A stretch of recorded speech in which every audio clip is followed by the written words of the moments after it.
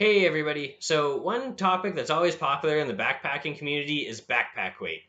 And I know we've talked about it before on the blog, but we're moving away from the blog as a source of media and trying to make more YouTube videos, so we're going to talk about it again here. Backpacking weight affects everything we do in the hobby. It affects your safety, it affects your enjoyment, your efficiency, and the cost of all your gear. And that's why it's talked about so much. Now, I'm not here to tell you what your ideal pack weight is, how to pack your pack, or what you should be bringing in it. Everybody does their own thing. Roz and I strongly believe in the hike your own hike saying. What I do want to do is help explain some of the safety issues that come with having a very heavy backpack and kind of go over what Roz and I do so other people can maybe improve their hiking experience. So, you may have heard the saying that you can be comfortable on trail or at camp while backpacking. Unfortunately, Roslyn and I have found that to be true. As you add more camp comforts into your pack weight eventually just becomes a little bit too much and the day becomes a lot harder.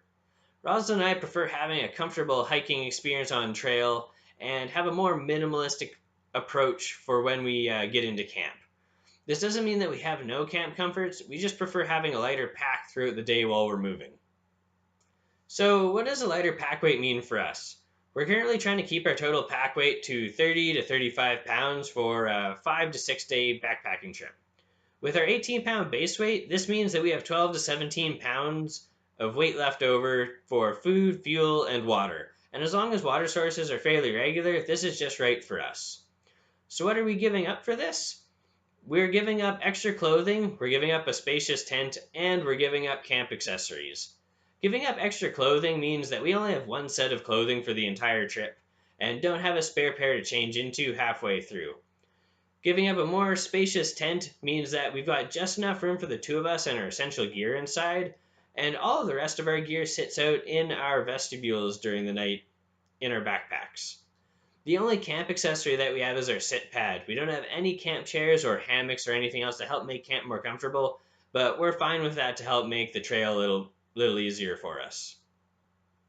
Besides just making backpacking easier, a lighter pack is going to reduce your chance of injury and increase the chance of successfully completing a longer trip.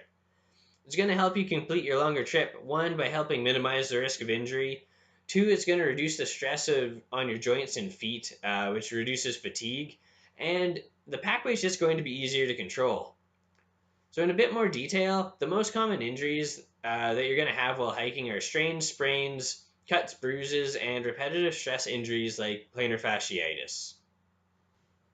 Most strains, sprains, cuts, and bruises happen when you lose full control of your movement. Injuries like this happen when you find yourself rolling your ankle just a little, having to sprint after a minor trip, or when you're tipping over because your pack weight's shifting unexpectedly.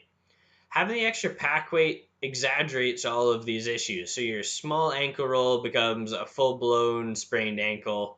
Your sprint ends up in a face plant, and tipping over ends up with you falling hard enough to have cuts and bruises on your arms and legs. Even if unpreventable, any of these injuries would be made far worse just by having the extra weight falling on you when it happens. Repetitive stress injuries like plantar fasciitis are also more likely due to the increased stress on your body while wearing a heavier pack. Unlike cuts, bruises, and sprains, which generally heal after a fairly set amount of time, repetitive stress injuries require a lot of time to heal, patience, and making sure that the area that's impacted doesn't get any worse. Because of this, minimizing pack weight to help prevent repetitive stress injuries is really important because in some cases you can get them bad enough that they're going to be an issue for the rest of your life.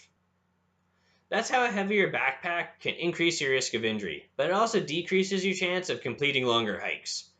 The decrease is caused by two main problems. One, increased risk of injury, which we just talked about, and two, it reduces your daily mileage. The reduced daily mileage is pretty obvious once you think about it, because heavier packs take more effort to move, and your body can only put in so much effort every day. What is less obvious about it is how small differences can have large impacts on both your pack weight and your pace. A study done on people through hiking the Appalachian Trail in 2012 found that by doing just 1 mile more every single day on average, you improved your chance of completing the Appalachian Trail by 1.6 times people who had not done that extra mile every day. The study also tied pack weight into average daily pace So pack weight does drastically affect whether or not you're going to be able to make your mileage every day. Between the study I mentioned above, general rules of thumb lots of people talk about, and data collected by the Halfway Anywhere PCT Through Hiking Survey, it's actually kind of easy to make up an ideal range or guideline for where your pack weight should be. From looking at the above information, you got to keep your pack weight to about 20% of your body weight or 30 pounds, whichever is less. The cutoff point for using the 20% rule is the 150-pound marker. After that, you should be limiting yourself to around 30 pounds to help reduce the rate of injury and improve your chances of completing a through hike or any longer section hikes you might be doing. If you remember the numbers I talked about for Oslo and I, we're in the 30 to 35 pound range for a 6-day trip. It's a bit high, and we are working on trying to reduce that specifically to help us go faster and get injured less often because we would like to go on some longer trips in the future. If you're interested in the stats I talked about above, I've put a link to the study and to the Halfway Anywhere site in the video description. I want to thank everyone who's been liking, commenting, and sharing our posts and subscribing to our channel. Your feedback and comments mean a lot to us, and we love engaging with everyone in the comments section. If you have any questions about backpacking, let us know and we'll see if we can answer them. Stay safe and have a good week.